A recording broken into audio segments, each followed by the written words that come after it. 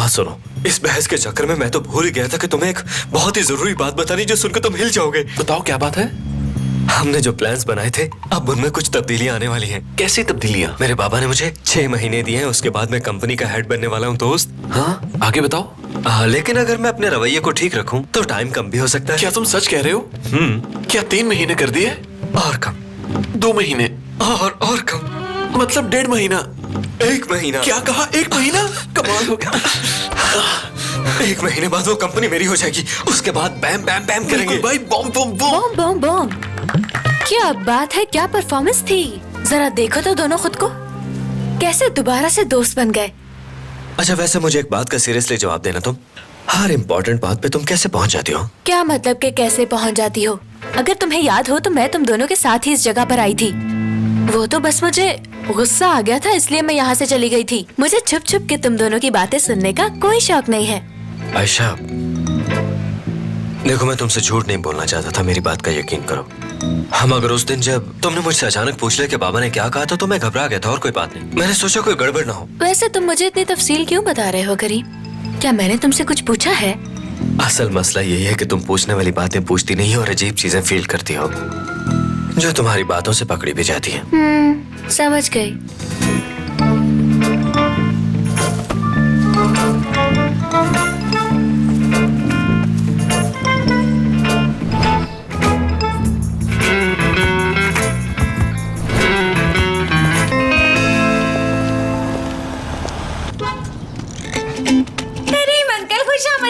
बिल्कुल ठीक जा रहे हो भाई, सब कुछ नेचुरल लग रहा है। अरे हट जाओ बच्चों, गाड़ी के साथ साथ मत भागो, कहीं एक्सीडेंट ना हो जाए। अरे यार, इतना अच्छा शॉट ले रहा था मैं, तुमने गाड़ी रोक क्यों दी? इन बच्चों को तो मैं देखता हूँ। कैसे हो सर? अपनी तवज्जो मत हटाओ। अब इसका क्या मतलब है? आशा मेरी बात सुनो, देखो हमें यहाँ ज्यादा देर नहीं बैठना है, मैक्सिमम 1 घंटा है हमारे पास, उसके बाद मैं नहीं रुकूंगा यहाँ। याद है आज सुबह हमारी क्या बात हुई थी? बल्कि रात को भी वही बात हुई थी। चाहे कुछ भी हो जाए लेकिन तुम अपने चेहरे पे मुस्कुराहट रखोगे हर वक्त। अच्छा तो सुनो बच्चों, तुम लोग करीम अंकल को मिस करते हो ना, तो जाओ उनको गले लग जाओ। जाओ आ जाओ। बहुत खूब, कैमरे में देखो सामने। हाँ ऐसे ही, ये हो गया।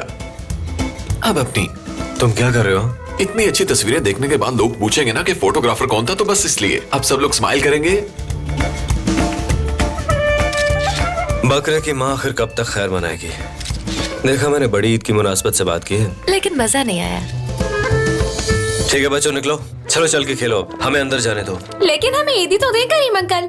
अरे ये कैसे हो सकता है कि करीम अंकल आप सबको ईदी ना दे? चलो सब बच्चे जल्दी से लाइन बना लो। क्यों नहीं अंकल? हाँ यानी तुमने मुझे अंकल ही बना दिया। अरे नहीं नहीं नहीं, हाथ मत चूमो मेरा। तुम भी आ जाओ। शुक्रिया। ये लो। जबरदस्त। अब हो गया, अंदर चलें क्या अब हम? हाँ हाँ चलो, आ जाओ फुरकान। भाई पहले इसे पका लेना चाहिए। पहले मुझे कबाब बनाने दो। जी ये भी ठीक है। ये तैयार है। खुश आमदीद, खुश आमदीद। शुक्रिया। आइए आइए, खुश आमदीद, खुश आमदीद। जीते रहो बेटा। ईद मुबारक, ईद ईद मुबारक। मुबारक भाभी जी। आपको भी ईद मुबारक। यहाँ आओ। खुश आमदीद भाई। ईद मुबारक भाभी। ईद मुबारक।